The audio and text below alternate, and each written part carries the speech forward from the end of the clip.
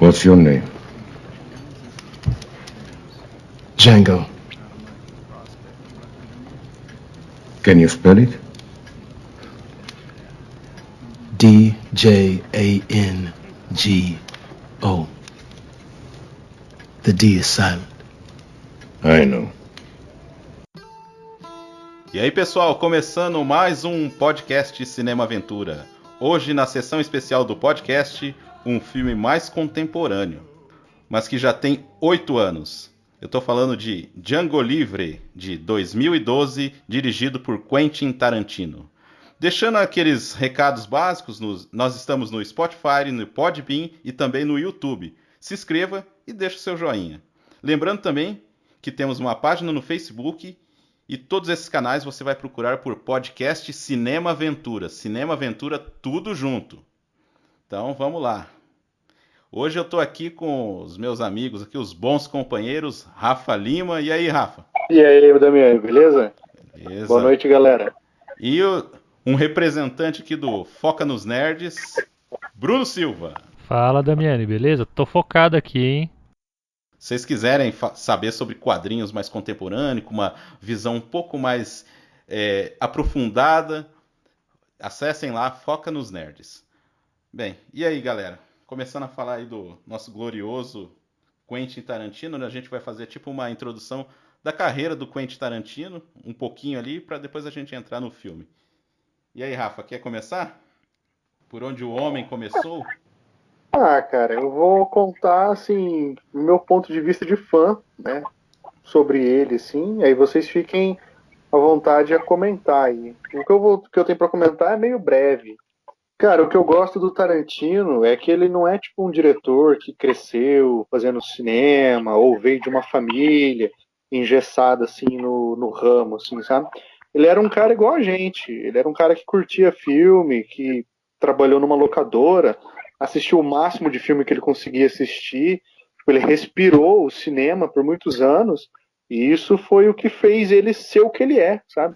Ter a bagagem que ele tem, ter o conhecimento, o domínio que ele tem do cinema é isso, porque ele era um cara apaixonado, né, sobre cinema e meteu a cara, fez seus roteiros aí, ele queria ser ator, mas não teve sucesso na carreira, né, seguindo nessa linha, mas acho que justamente sobre esse lance dele com o teatro, sobre querer ser ator, foi o que possibilitou ele a conseguir escrever personagens tão profundos e complexos como são os personagens que ele cria nas suas histórias, né?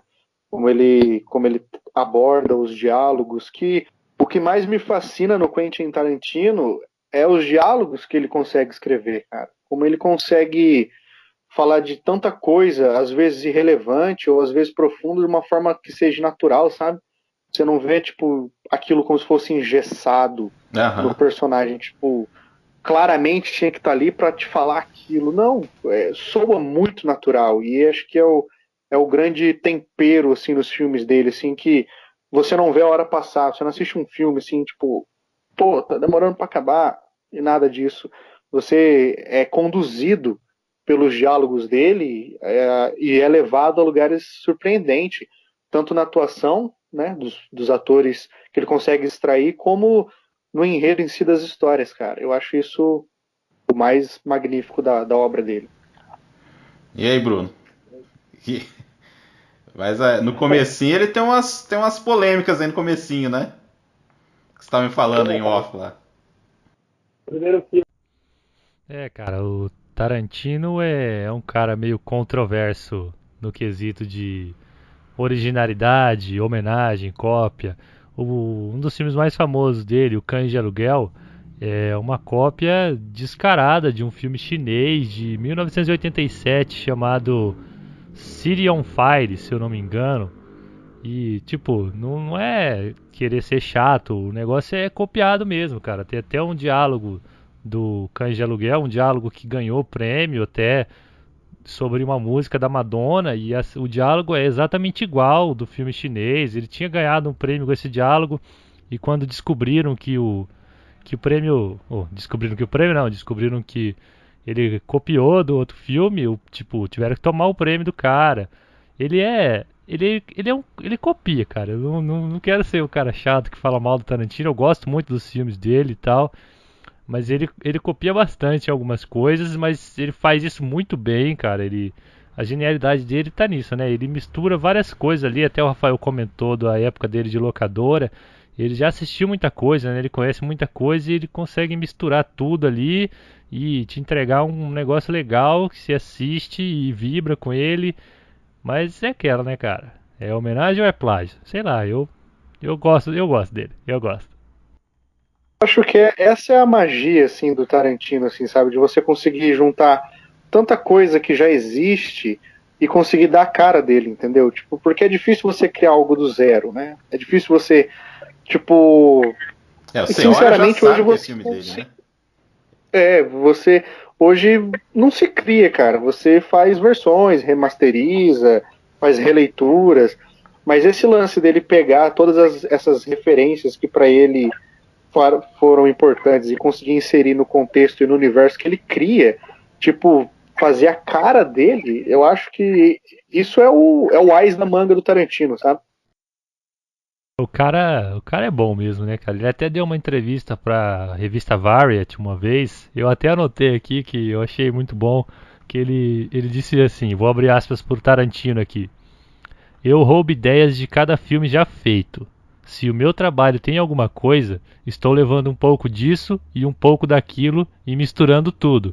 Tipo, o cara rouba ideia, assume, coloca tudo no filme dele e fica bom, né, cara? Tem que ser sincero, o cara sabe fazer. É isso aí. E assim, vocês estavam mais ou menos por dentro ali, como é que tava? Que assim, até chegar no Django, cara, ele teve uns perrengues, porque o Pulp Fiction fez muito sucesso, né? Aí todo mundo foi assistir o Jack Brown, aí já deu aquela. Mas eu gosto bastante do filme, eu acho um filme formidável, assim, filme de policial legal, assim e tal. Homenagem a Black Exploitation lá. Aí depois ele fez o Kill Bill. Vocês acham que aí a partir do Kill Bill que começou a virar esse Tarantino aí que muita gente gosta aí da porradaria, do tiroteio, sanguinolência, essas coisas? Pode ser, eu acredito que com o Kill Bill ele amadureceu a fazer filme de ação, né? Porque as cenas de combate e a violência que ele deixou generalizada, né? Ali você vê que ele mesmo admite que é difícil fazer cena de ação, que ele parabeniza muito os diretores que fazem filmes de ação, porque são coisas difíceis mesmo de fazer. Mas ali você vê uma evolução como técnica, sabe, de direção, de poder fazer cenas de ações melhores. Você pega, assim, Kill Bill, Bastardos Inglórios, Django, Os Oito Odiados, até o final de Era Uma Vez em Hollywood, cara, você vê que ele melhorou tipo, gigante tipo, Aham. A em técnica, como né? produzir isso, né? E como produzir isso. Eu acho que a partir do Kill Bill pode ter sim um amadurecimento do diretor em cenas de ações, mas eu acho em particular mesmo que o Tarantino ele se encontrou a partir do Bastardos Inglórios. Uhum. E aí, Bruno? Eu gosto do tom de violência do Tarantino, que é uma violência irreal. Ela não é muito palpável se você puxa ela para a realidade, mas você põe na tela e fica um negócio bonito. Bonito de se ver, sabe? Não que a violência seja algo bonito, mas é legal essa violência exagerada porque ela te dá um conforto, tipo, eu tô vendo isso, mas é só entretenimento, não é real. É diferente em cenas que ele força uma violência mais real, como no próprio filme do Django, que a gente vai comentar daqui a pouco, na cena do escravo sendo devorado pelos cães, que é uma violência real que te puxa para uma realidade da época. É uma cena mais forte. Então, essa é uma coisa que eu gosto bastante nele, essa troca de tom entre o real e o irreal nas cenas de ação. Legal, hein? E assim, uma coisa assim que eu já não. Meio que vamos entrando no filme já, né? Já que você tocou numa cena aí. É curioso, vocês imaginam o Will Smith no lugar do Jamie Foxx? Cara, eu imagino o Will Smith fazendo qualquer coisa. É. Não, ele é bom, cara, mas parece que teve um lance que ele não queria dividir o protagonismo ali com o Christopher Waltz, né? Um negócio assim, né? Parece, né? É, eu gosto muito do Will Smith, assim. Eu acho que quando o Tarantino escreveu, né, o roteiro, dizem que ele escreveu o roteiro pensando no Will Smith, ele devia ter acabado de assistir as aventuras do James West, mas eu não consigo imaginar o Will Smith no papel do Django, justamente por causa disso, por essa falha do ator de não querer dividir protagonismo, né, não querer dividir tela, de querer ser o cara que vai matar o vilão e tudo mais e tal. E eu acho assim que o Jamie Foxx, ele casou perfeitamente no personagem. Uhum. Mas assim, a gente sabe que isso é mão do Tarantino, né? Tanto que o Jamie Foxx deu uma entrevista na rádio falando que nos primeiros ensaios ele fez um escravo mais malandrão, mais heróizão. Uhum. Aí o Tarantino chamou ele de canto e falou assim, ó, não fode com o meu filme, mano. Ele é um escravo, haja como um escravo. Eu acho assim que isso pode ser sutil de você perceber que ele realmente incorporou o escravo, porque Jamie Foxx faz um personagem incrível ao longo do filme, mas tem uma cena em específica que eu acho que ele realmente entendeu o que era ser um escravo, que é quando o King Schultz pergunta, tipo, você tem certeza? Ele, sim. Certeza absoluta? Ele, não sei. Não sabe certeza absoluta? Eu não sei o que é certeza absoluta.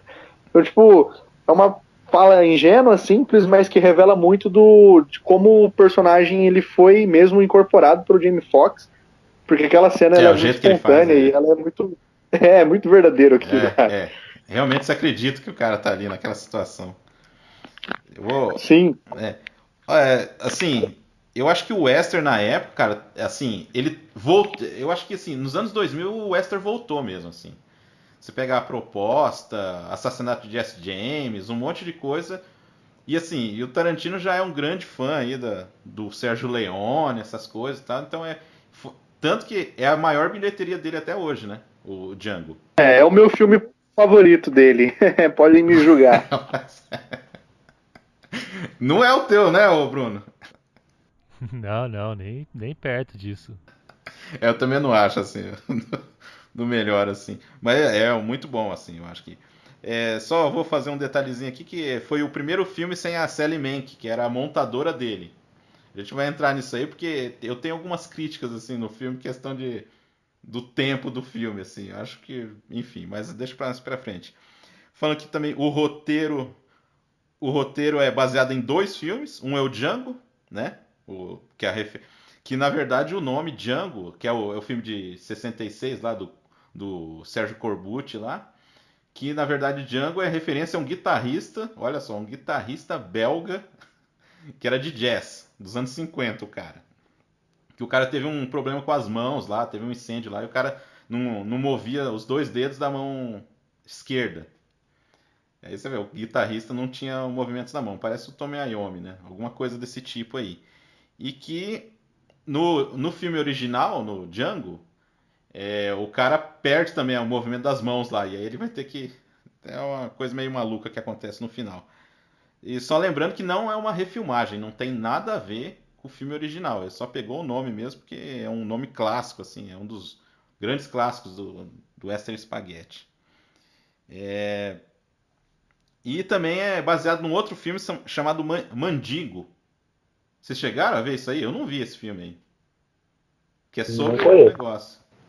Você viu? Não, eu descobri o que era Mandingo assistindo o Django, mas também, não sabia do que se tratava. Aí tem um filme chamado Mandigo, que é dirigido pelo Richard Fleischer, que é o cara que fez ele fez bastante filme na Hollywood, assim.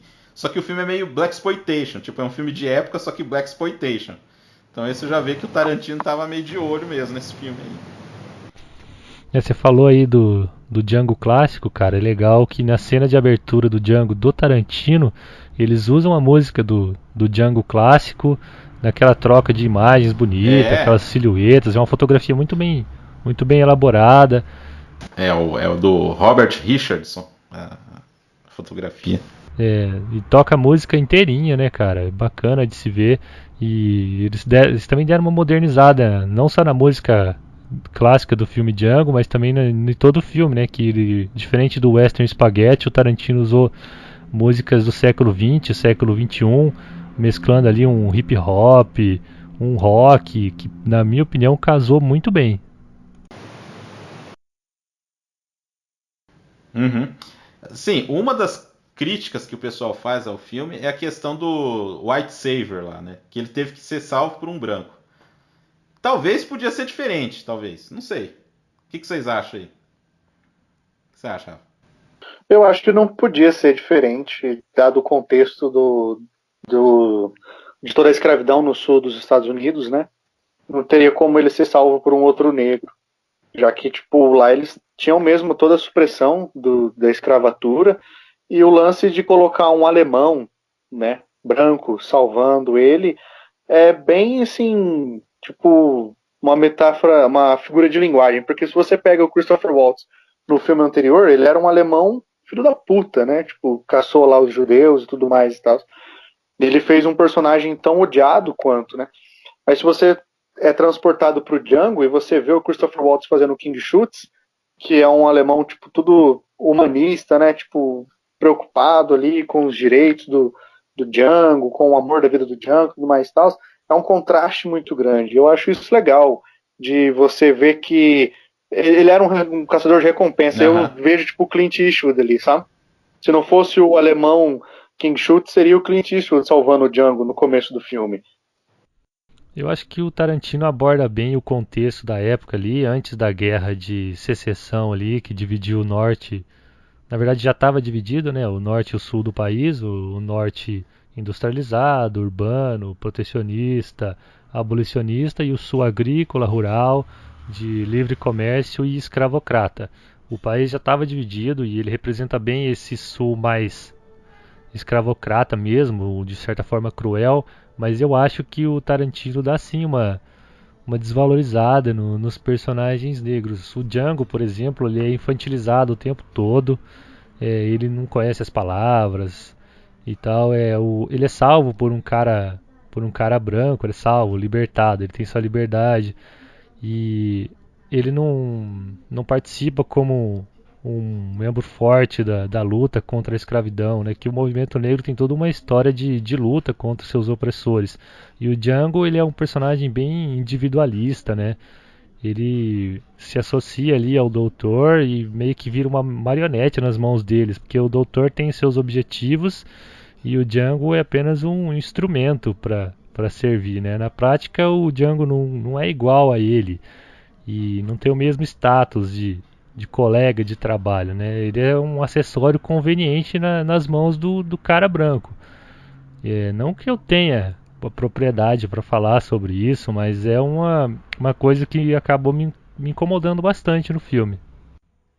Eu vejo assim não como um problema no roteiro assim da parte do Tarantino. Eu acho mais assim que foi tentar reproduzir mesmo a visão dos brancos em relação aos negros, né? Na época, né? Você pode ver que quando adentrando aqui já o filme, quando o Django ele aparece de cavalo na fazenda do paizão lá, tipo, todo mundo abismado, tipo, meu Deus, um negro em cima de um cavalo. Até o próprio Stephen, que é um personagem negro dentro da história, fala: quem é o crioulo em cima do cavalo? Sabe, assim. E esse lance do personagem ser infantilizado é porque, assim, tipo, eu vejo como o Django ele não teve, tipo, educação, sabe? Ele não foi para uma escola, não aprendeu a ler, não aprendeu a escrever.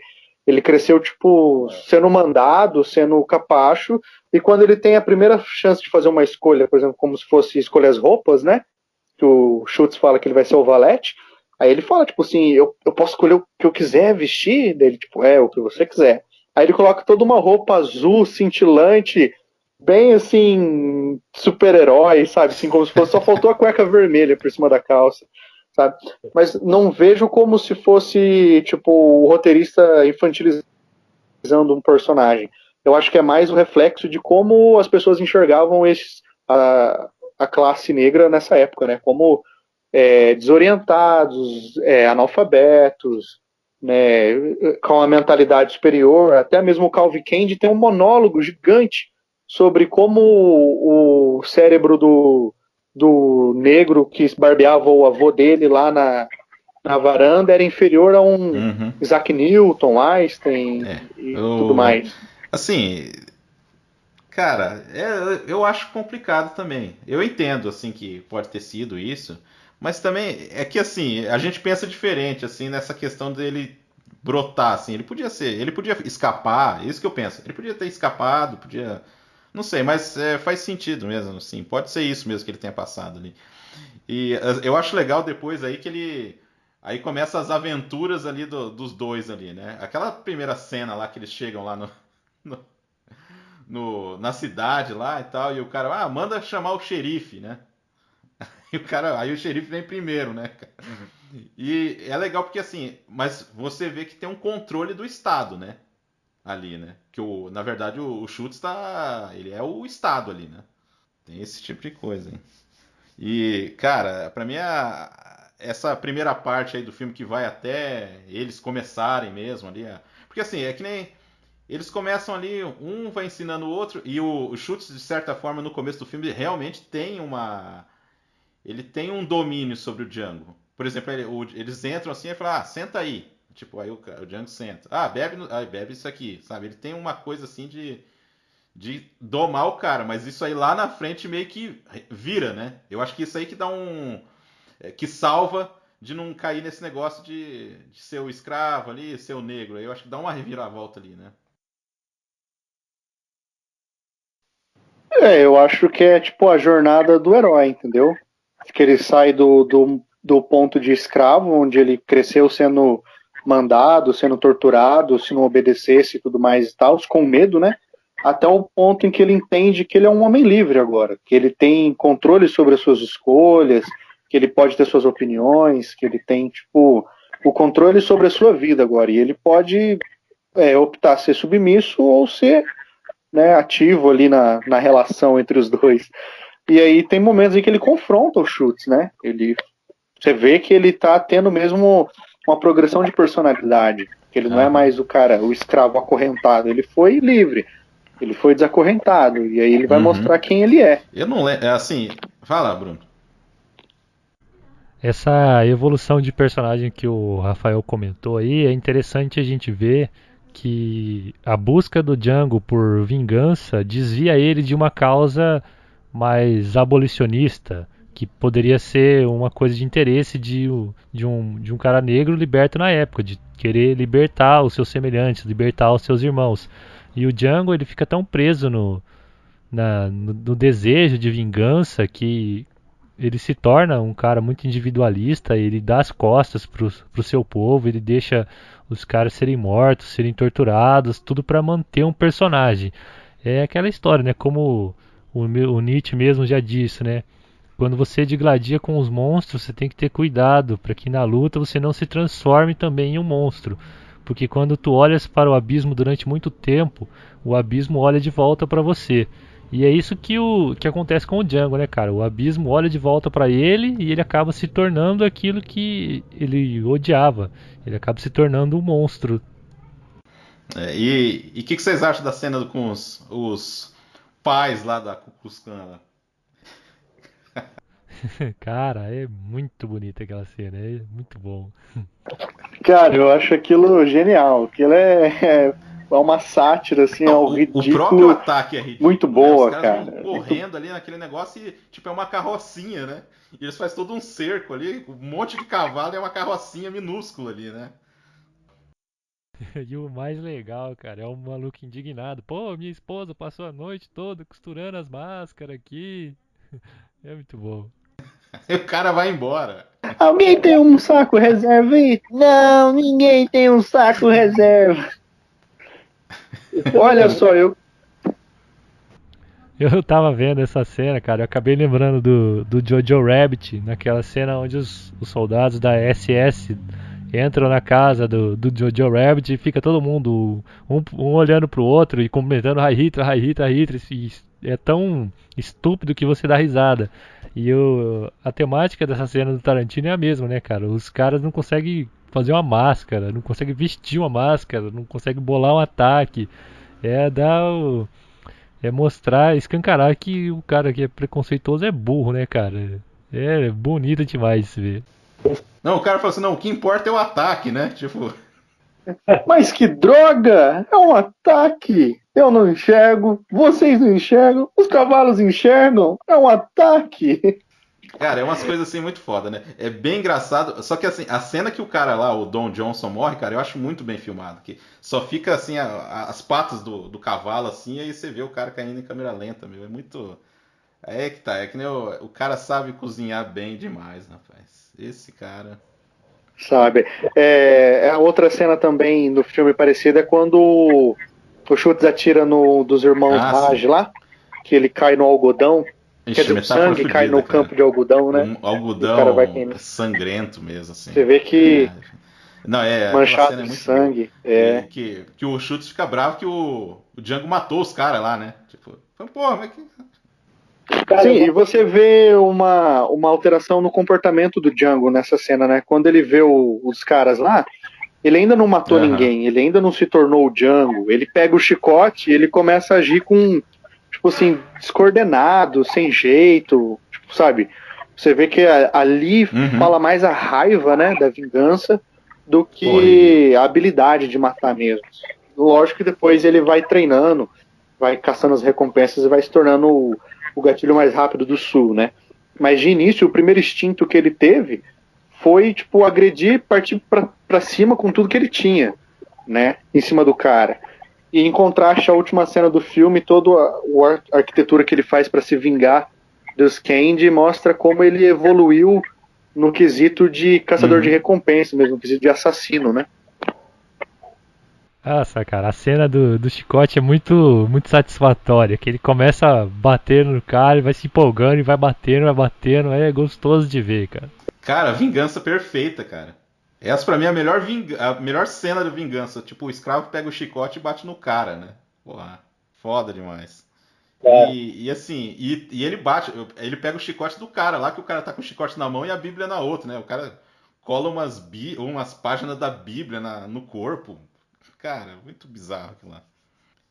E aí eles acabam fazendo aquele plano. Aí fica aquele tempo ali, eles vão fazer os planos ali e tal, vai caçando, eles fazem a parceria ali, né, no final das contas. Eu não lembro se o Schultz já sabia da Brunilda ou não, antes deles firmar ali. Acho que não, né? Já sabia? Já, acho que já sabia, sim. Verdade. Aham. Ele Que é propõe Brunilda isso, né? von Schäft, né? Que é outra referência aí, né? Dizem que é os antepassados do Schäft, né? Que seriam os avós deles, os tatra-avós dele. Não, eu ia falar do lance da Brunilda, né? Do Siegfried, que é tipo. Você vê que o Tarantino se inspirou na lenda lá da canção dos Nibelungos, né? Em Siegfried e Brunilda. Que o Siegfried ele vai ter que entrar nas entranhas do inferno para poder conseguir reencontrar com a Brunilda, que é o amor da vida dele. E trazendo isso para o contexto do Django, o inferno que ele vai ter que adentrar é o sul dos Estados Unidos. O local mais racista, mais preconceituoso, escravatista que tem e tal. E aí ele vai, tipo, pra Candy Landing, que é uma fazenda enorme, bem conhecida. E, tipo, é isso, ele vai ter que entrar no pior lugar que ele poderia estar, sendo um negro, sabe? Pra poder resgatar o amor da vida dele. Eu achei esse paralelo bem legal, bem, assim, colocado. E sem contar que a história do Schultz contando, né? Sobre o conto da Brunilda e do Siegfried na beira da fogueira, com as mãos perto projetando sombra na rocha, né? É uma coisa bem assim, tipo, pintura rupestre, história antiga, tipo, ó, tô te contando uma coisa aqui milenar. Meu, técnica de filmagem Tarantino pros diálogos é E ali já, assim, depois disso aí começa o horror da escravidão mesmo, né? A segunda parte do filme já é mais focada nisso aí. E aí, Bruno, você que citou, né, a cena que tem o negro lá na árvore, né? Cara, ali é brutal mesmo, né? Ali não é pastice. Eu acho que é a única cena, né, que aí o cara não brincou com isso, né? Ali é onde o Tarantino resolve te puxar pra realidade, né? Tem a quase castração do Django também, né? É uma tortura meio pesada de se ver ali. Mas a cena dos cães, né, cara? Não tem. É a cena mais pesada do filme e ela retrata uma realidade muito forte da época, né? Tipo, que o escravo que tentasse fugir, eles realmente soltavam os cães, marcavam, batiam, arrebentavam o cara de todas as formas possíveis e o Monsieur Candy, né, o personagem do DiCaprio, até questiona em alguns momentos do filme por que os escravos não se rebelavam, não fugiam. E é por isso, né, cara, tinha toda uma tortura psicológica além da física que fazia os caras acreditarem que eles não poderiam ser mais, que eles não eram ninguém. É bem pesado mesmo. Eu acho que eu acho que a gente pode ver um amadurecimento da violência do Tarantino, né? Que a gente tinha comentado anteriormente aí o que ele usa no Kill Bill, até mesmo no próprio Django, a ação, que é uma coisa de deleite, uma coisa exagerada, a cena de tiroteio lá da casa, lá que voa sangue e escuta o barulhinho do tiro, tchiu! Tudo aquilo é exagerado, mas é para entretenimento, você sabe que o objetivo é esse. Mas quando ele muda o foco, que ele decide mostrar uma outra violência, que é a agressão contra os escravos, é extremamente cruel, assim, e ele não poupa de fazer isso, né? Se você se sente mal ao ver uma pessoa sendo comida por cachorros, é porque é para você se sentir mal mesmo, sabe? Eu gosto dessa maturidade que ele tem no filme, assim, que ele não coloca como uma coisa gratuita, é uma coisa para te causar horror mesmo, para mostrar.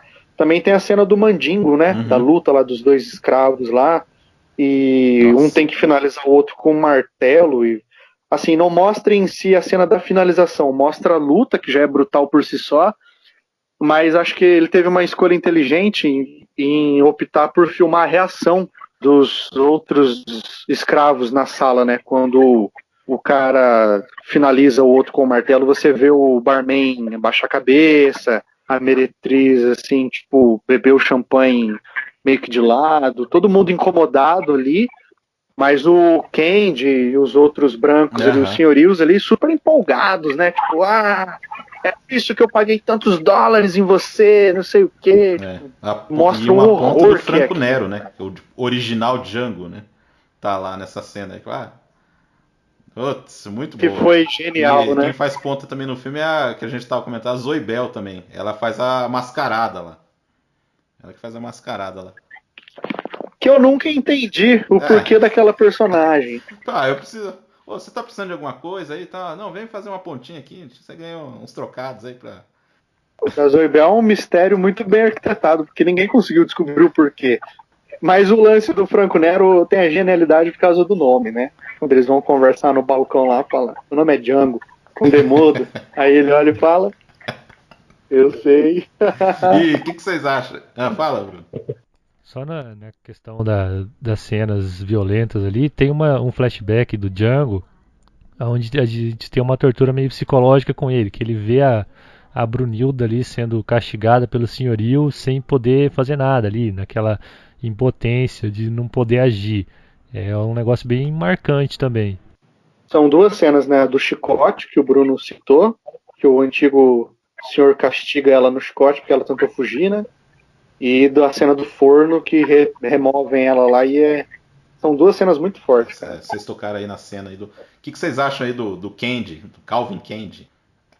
O Léo fazendo Calvin Candy. Cara, ele é muito bom no papel, né, cara? Ele é o dragão da história da Brunilda lá. Ele é o grande obstáculo do Django para alcançar a sua amada.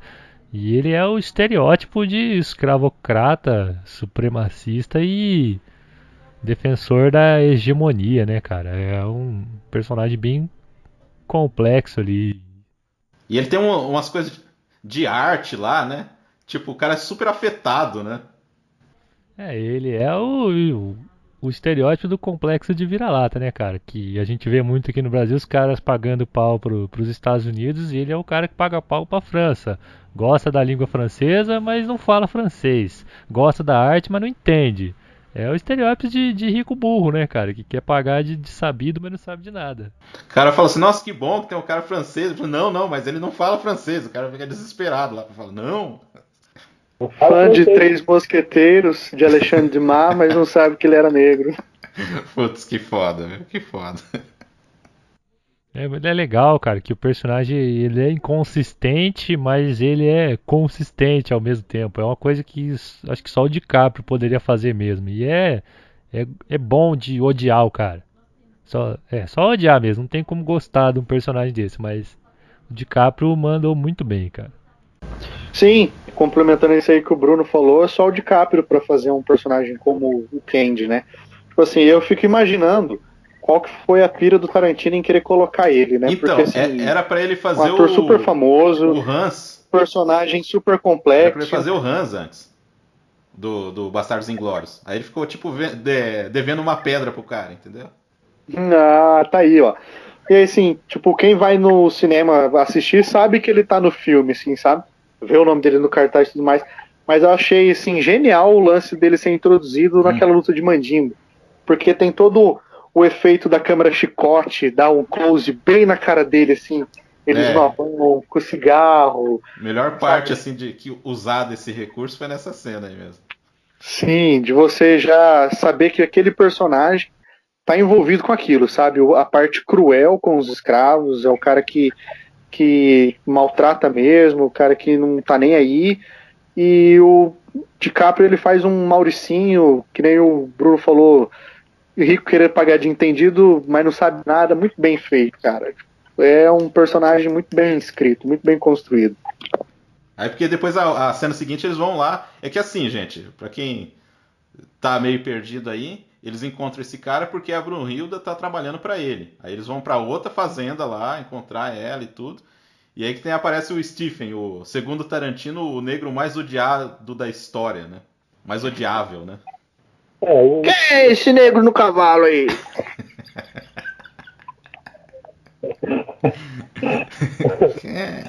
Muito bom. É outro negro tão arrogante quanto você, Stephen. Nossa, cara. É foda, porque assim, ele é bem aquele cara submisso, mas na verdade é o cara que manda ali, né? Tem essa coisa, né? Você acha que. Aí que eu acho que. Porque assim, todos os personagens em filmes do Tarantino são caricatos, cara. Aí eu acho que ele compensa aquele problema lá do começo que eu falei, porque quem tá no controle ali da fazenda é o Stephen, cara. Tanto que na hora que ele saca o lance lá, porque a irmã do Leonardo DiCaprio lá também não fala nada, mas na hora que ela fala também fode tudo o negócio, né? É o que ferra o negócio lá, né? Ela fala assim, eu acho que ela tem olhos pra ele, pro Django, não pro... Mano, o Stephen, ele é, como o Rafael falou, ele é muito caricato, né, velho? É legal de você ver assistir porque ele tem todos uns trejeitos, ele é escandaloso, ele tem aquela voz estridente dele e ele representa ali aquela minoria que não admite que faz parte de uma minoria, né? Ele é um escravo que acha que não é um escravo. Ele acha que é diferente, mas numa hora a realidade acaba batendo na porta dele como bate na de todo mundo. Eu acho assim que você começa assistindo o filme pensando assim, não, todos os negros eles são escravos, são coitados, estão sofrendo, estão sendo oprimidos. Aí você tem lá o Django, que ele é liberto pelo Schultz, aí tem a jornada do herói dele. Depois você vê, tipo, os escravos na fazenda do paizão, como eles são tratados. Depois você vê os escravos lá do Mandingo, que estão se mutilando. Você vê o que tentou fugir. Você vê aqueles que o próprio Django, para estar no personagem, né, no valete, ele tem que maltratar, que é os que estão na estrada ali. E você pensa assim, tipo, meu, é esse rumo. Eles são oprimidos, são judiados, maltratados. Mas aí tem essa virada, que eles te apresentam o Stephen, um negro que oprime outros negros, que tá ali no mesmo nível, acha que tá no mesmo nível, né? Que os brancos ali, que os senhores. Que é o cara que manda colocar no forno, é o cara que manda chicotear, é o cara que manda servir, é um dos monstros, né? Mas acho que o grande choque ali pro Django, a vilania maior é mais a do Stephen para ele do que a do Candy. Porque o Stephen é um cara deles ali, é um cara de dentro, que sabe o que estão passando. Aham. Mas é um cara que não se importa, é um cara que não tá nem aí, é um cara que ele é cruel mesmo, ele quer castigar. Ele é odiável mesmo, hein? E assim, cara, e a cena do jantar? Porque aí nessa sequência, quando ele revela, né? O que tá acontecendo ali. Aí tem a cena do jantar, que é o que você falou, que ele começa, o Leonardo DiCaprio começa a falar ali do negócio do crânio e tal, e vai enrolando aquelas coisas do Tarantino, né? Vai enrolando, enrolando pra ter um negócio ali que de repente corta tudo ali, né, cara? Porque contribuindo com essa coisa do cara que não entende nada e o cara quer ainda justificar o racismo através da ciência, né? Essa cena, cara, ela entrega pra gente o DiCaprio, né? O que que é o DiCaprio, mano? Ele tem o Candy ali explicando calmamente ali o que que ele acha que é ciência, né? Tentando justificar o próprio preconceito. E ele vai subindo o tom, vai subindo o tom, vai subindo o tom, até que ele explode, né, cara? Batendo o martelo na mesa, assusta os personagens, assusta o espectador ali. Todo mundo toma um susto com o cara, porque ele é muito convincente, né, cara, no papel. Acho que todo mundo levou um susto. E também tem a questão de que, tipo, aquele corte que ele faz na mão mesmo não estava no roteiro, tipo, ele cortou e continuou a cena ali. Isso que é o legal do DiCaprio, né, cara? Quando ele entra no personagem, ele entrega tudo, né? Não, e tem uma coisa, cara, assim, aí eu lembrei de uma outra cena que acontece ali no jantar, que é quando ele fica mostrando as cicatrizes lá da Brunhilda lá. Aí o cara falando assim, esses negros aguentam tudo, esses negros aí, eles são fortes, não tem problema. E até a irmã dele fala, para com isso, né, não sei o que. Cara, é muito foda, assim. E ali aí todo esse negócio, você fala, não, esse cara é o vilão do filme, né? Apesar de ser só, fica aquela coisa e tal, mas você sente ali que o cara realmente é o vilão, né? Sim, é uma cena bem assim de suspense, né? Tipo de tensão ali, de você não sabe o que vai acontecer. Eles estão quase concluindo o plano. Eles acabaram de comprar um escravo para luta. Eles vão comprar junto de bandeja a Brunilda. Tá tudo dando certo. E aí, que nem o Marcos falou, Armando DiCaprio solta o deslize. A Brunilda tem olhos pro Django. Aí o Stephen pega, já vai manipulando ali por detrás. Tipo, esses caras não estão interessados em mandingo, não. Esses caras não tá nem aí. Eles querem essa escrava aqui. E a cena ela vai ficando tensa, ela vai ficando, tipo assim, porque tá quase lá, cara. Mais um pouco e tá tudo dando certo. E de repente, de uma hora pra outra, tudo vira de ponta cabeça e aí é ladeira abaixo. É. O cara não aguenta. Aquela hora que eles vão assinar o contrato ali, que aí já tá revelado tudo. O cara não aguenta, cara. Você imagina. É uma cena que o Schultz percebe um negócio assim do tipo, ele olha a harpa lá, a mulher tocando harpa. E o cara não fica indignado com aquilo ali também, cara. E ao mesmo tempo ele fica lembrando lá do D'Artagnan lá que morreu e aquela coisa toda. E o cara vai levando, levando, levando.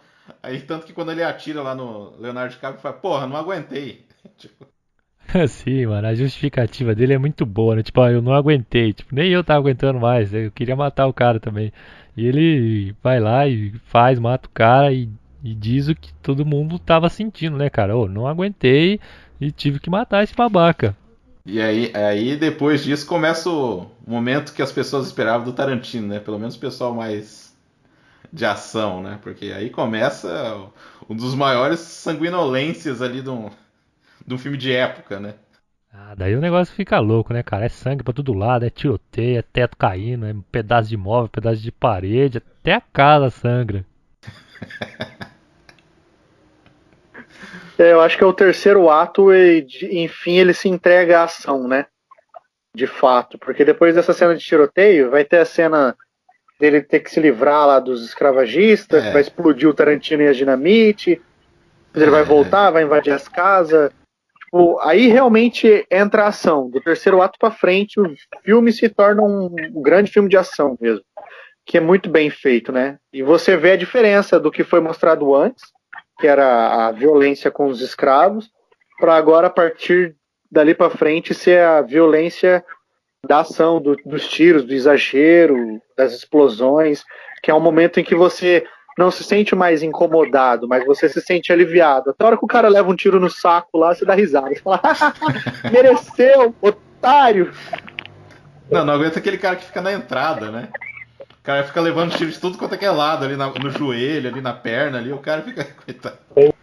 Eu gosto muito quando ele pega o cara e usa o maluco de escudo lá, e tipo, o tiro do Django vara 3 caras e o maluco ele tá usando de escudo e segura todas as balas, cara. É muito poder de protagonista, cara. É Tarantino demais, é caricato e é bonito de ver. Esse aí é o estilo Hitchcock, né? Que falava da inverossemelhança, que o filme tem que ter uma inverossemelhança, senão não é filme, né? Cara, é muito bom. Aí que eu acho que o filme dá uma deslizada. Assim, tem todo esse tiroteio, aí tem o negócio dele ser capturado, aí vai lá, que nem você falou, explode o Tarantino, aí volta pro mesmo lugar onde teve tiroteio, tem outro tiroteio. E essa parte eu acho um pouco. Porra, que já não. É que eles queriam explodir a casa, né? Não tinha dinamite ali na hora do tiroteio, né? Esse que é o. O que vocês acham aí depois? Poxa, não tinha uma dispensa ali que os caras guardavam as dinamite de vez em quando? Não, eu acho que é. E aí, Bruno, o que você acha aí? Que dá uma deslizada? Por que o cara ia ser transferido? Sabe? Fica só assim, tipo, vamos dar um jeito aqui, sei lá. Mas. A cena da fuga dele, cara, adiantando um pouco, é muito boa, mas o que leva ele pra essa fuga, né? Tipo, ele acabou de matar todo mundo na casa, né? Matou o cara negro, que na época da escravatura ali, matou um dos maiores fazendeiros do sul do país. Isso, tipo, já faria.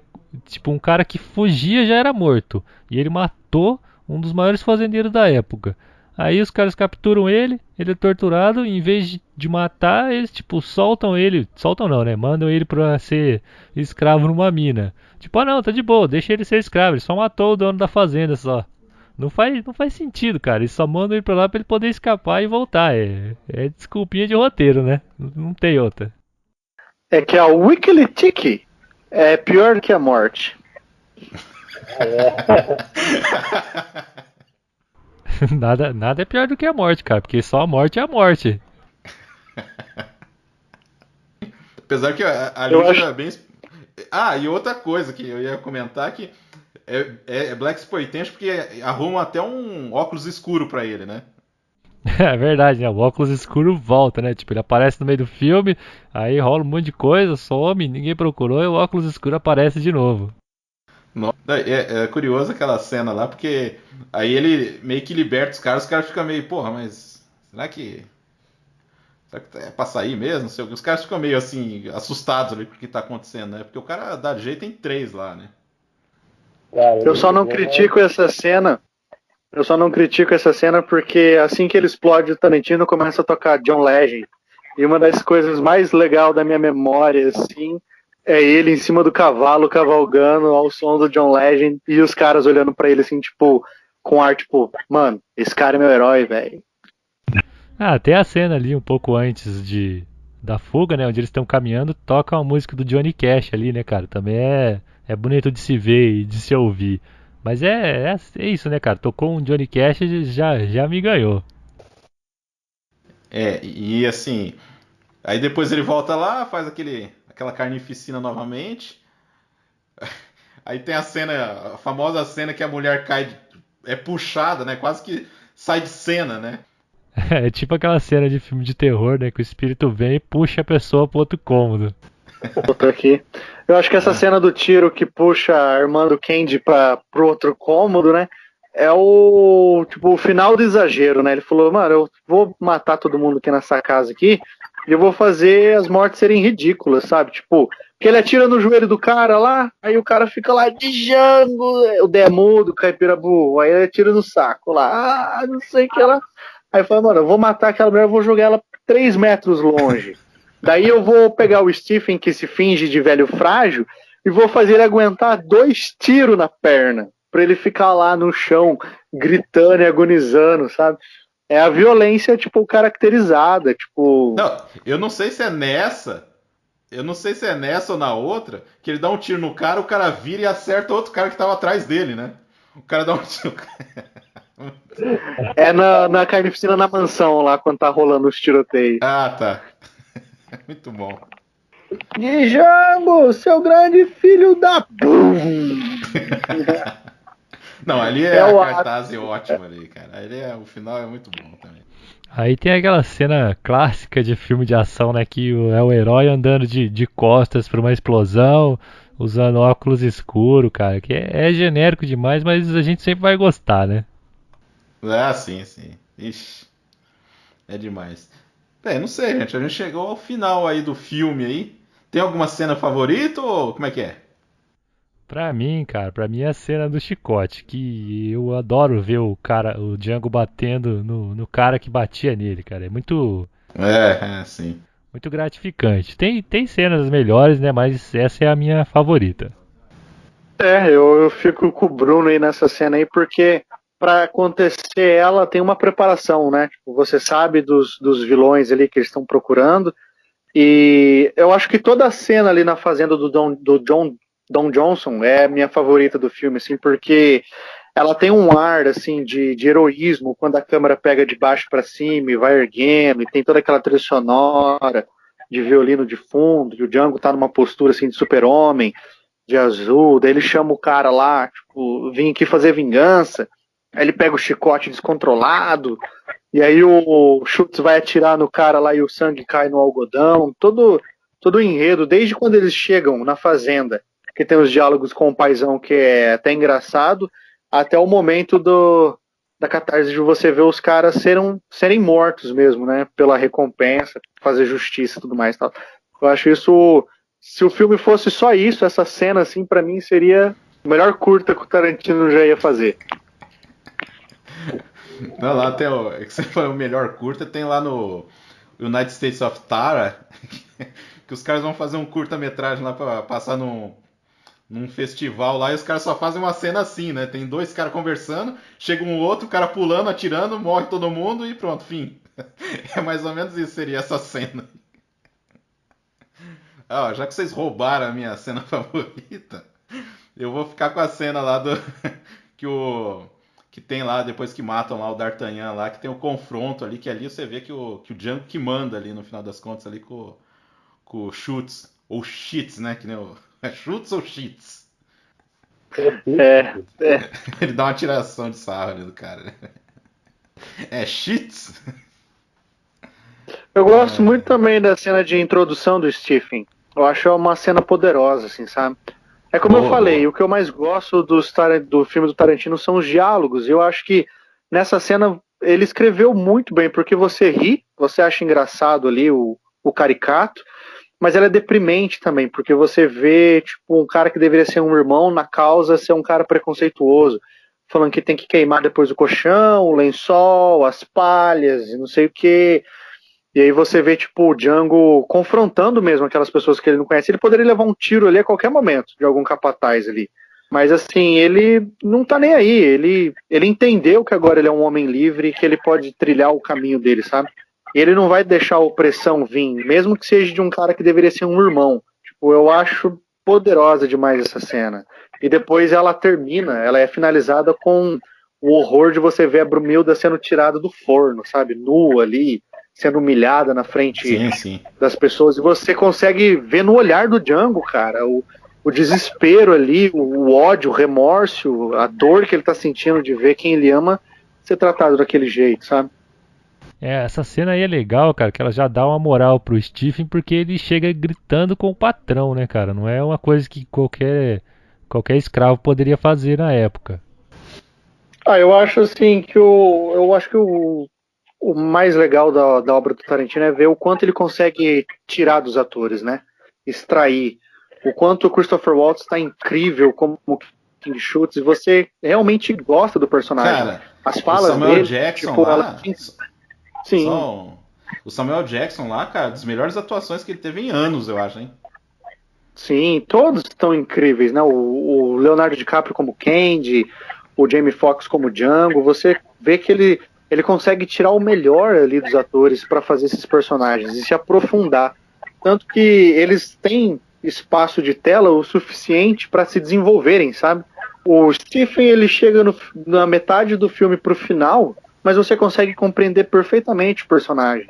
Qual que é a dele ali, sabe? E o Schutz você vê do começo até o momento em que ele é morto e, cara, um dos momentos que eu mais fiquei boca aberta, assim, foi quando o Schultz morre. Eu falei, mentira! Não acredito que ele fez isso, tipo, que mataram o meu personagem favorito ali, tipo, o cara que eu mais estava, tipo, encantado ali em ver as cenas, porque o cara tem, tipo, diálogos bons, o cara é humano ali, sabe, ele é, tipo, o padrão super-homem ali, sabe, o cara da moral, da ética ali, e aí quando ele é morto para dar espaço à vingança do Django e tudo mais e tal, você vê como que os personagens eles são levados ao seu extremo e retirado assim o melhor que tem de cada um ali, cara. Eles são tão incríveis. O Tarantino, cara, ele realmente sabe desenvolver os personagens, né? Apesar de eu ter as minhas críticas a ele, mas ele dirige muito bem os atores, né, cara? Ele realmente, como o Rafael falou, ele extrai o melhor. E nesse filme do Django não é diferente, né, cara? Não tá entre os meus favoritos, mas é um filme muito bom. E não é à toa que a gente tá falando dele ainda, né? De um filme que foi lançado em 2012. Não, é assim, ele. E é poucos westerns que você vê abordar isso aí, né? Na verdade, né? Você tem filmes de escravidão, mas westerns, assim, de ação, esse tipo de coisa, pra falar sobre isso, cara, é muito pouco. Eu não lembro de algum assim. O western tá sempre naquela relação entre... Relação não, né? Aquela guerra entre cowboys e índios, né? Tipo, eles dificilmente abordam a escravidão. É uma cena ou outra só, alguma menção. Mas igual o Django trata ali, de uma forma mais direta, eu acho que eu realmente não me lembro de nenhum. Aqui, em minha defesa, o Django é meu filme favorito, mas eu não acho ele o melhor. Eu acho outros filmes melhores que Django, mas é o que eu mais assisti do Tarantino e é o que eu mais gosto de assistir. E toda vez que eu assisto, eu presto atenção numa coisa e falo, meu Deus, que massa aquilo. Como ele conseguiu fazer isso e aquilo. Mas não é o melhor, claro, mas é o que eu mais gosto. O melhor é o Kill Bill. Tem um filme de western que saiu um pouco antes de Django, cara, que é muito melhor. Se chama Rango, que é aquela animação com aquele camaleão, cara. É genial demais. Com certeza, cara. É o Johnny Depp, né, que faz a voz lá, né? Voz do Johnny Depp e direção do cara que dirigiu os 3 primeiros filmes do Piratas do Caribe. Se eu não me engano é Gore Verbinski o nome dele, não lembro direito. Mas é um filmaço, né, cara? O melhor filme de western aí dos anos 2000. Mas Django é legal também. Então é isso, galera. Valeu aí, Rafael, valeu. Então as próximas vezes aí estarão aí com a gente aí ou não? Será? Com certeza. É um prazer estar aí com a galera aí. Falar de cinema é sempre bom, ainda mais com os amigos, é melhor ainda. E aí, Bruno? Opa, sempre apostos para falar mal do Tarantino. Ou falar bem. Maravilha, então. Então, gente, valeu aí. Esse foi o podcast especial Django Livre.